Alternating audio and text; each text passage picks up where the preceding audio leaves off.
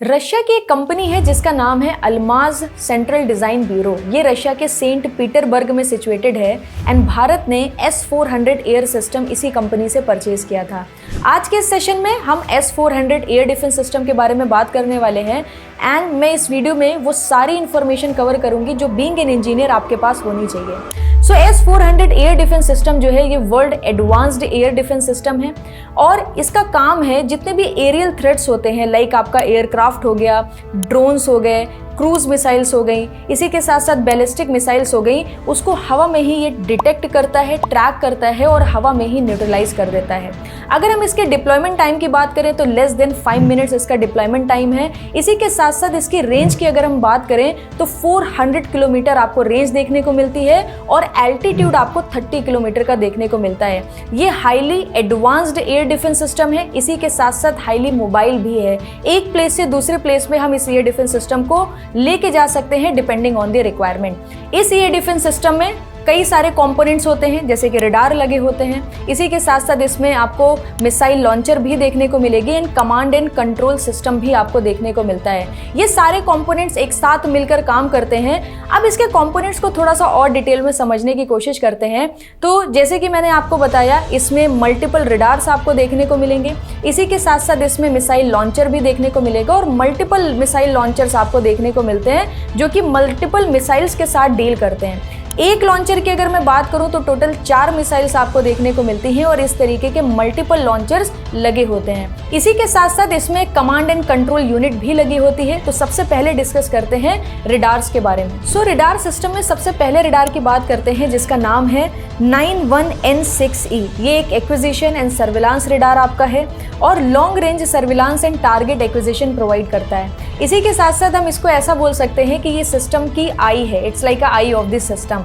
ये क्या करता है, पूरे एयर स्पेस को स्कैन करता है और उस इंफॉर्मेशन को अदर रिडार्स को इसी के साथ साथ जो हमारी कंट्रोल यूनिट है उसको शेयर कर देता है। जो इसमें सेकंड रिडार लगा होता है उसका नाम है 92N6E जो कि एक multi function fire control radar है जो कि टारगेट्स को ट्रैक करता है और इसी के साथ साथ मिसाइल्स को भी गाइड करता है। एक और रिडार इसमें लगा होता है जिसका नाम है 96L6E जो कि लो और हाई एल्टीट्यूड पर जो टारगेट्स हैं और जो स्टिल्ट टारगेट्स हैं उसको डिटेक्ट करने का काम करता है। और ये सारे रिडार्स जो हैं एक साथ मिलकर काम करते हैं और हमें एक लॉन्ग रेंज सर्विलांस इसी के साथ साथ टारगेट एक्विजिशन कैपेबिलिटी प्रोवाइड करते हैं। अब हम यहाँ पर बात करते हैं मल्टीपल टाइप्स ऑफ लॉन्चर्स की।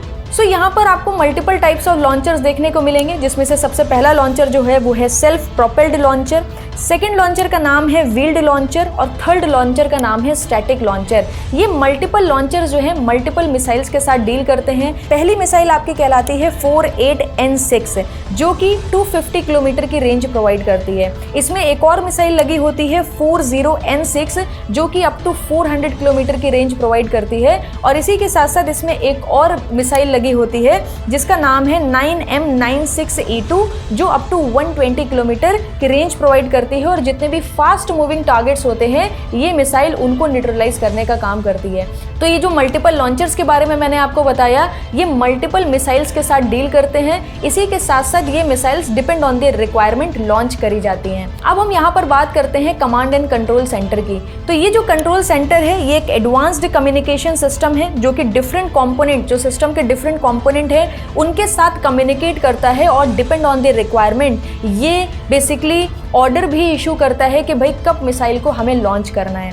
इसके अलावा भी अगर हम बात करें तो इसमें एक ट्रांसपोर्ट व्हीकल्स भी देखने को मिलेंगे क्योंकि जैसे कि मैंने आपको बताया S-400 मिसाइल सिस्टम एक मोबाइल सिस्टम है।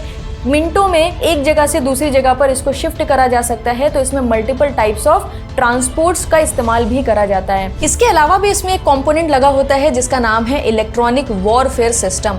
ये जो इलेक्ट्रॉनिक वॉरफेयर सिस्टम है इसका काम होता है जो एनिमी का रिडार है और जो एनिमी का कम्युनिकेशन सिस्टम है उसको डिटेक्ट करना और उसको डिसरप्ट करना। सो होपफुली आपको ये इन्फॉर्मेशन अच्छी लगी होगी। कॉमेंट सेक्शन में लिख के जरूर बताइएगा। जय हिंद, जय भारत।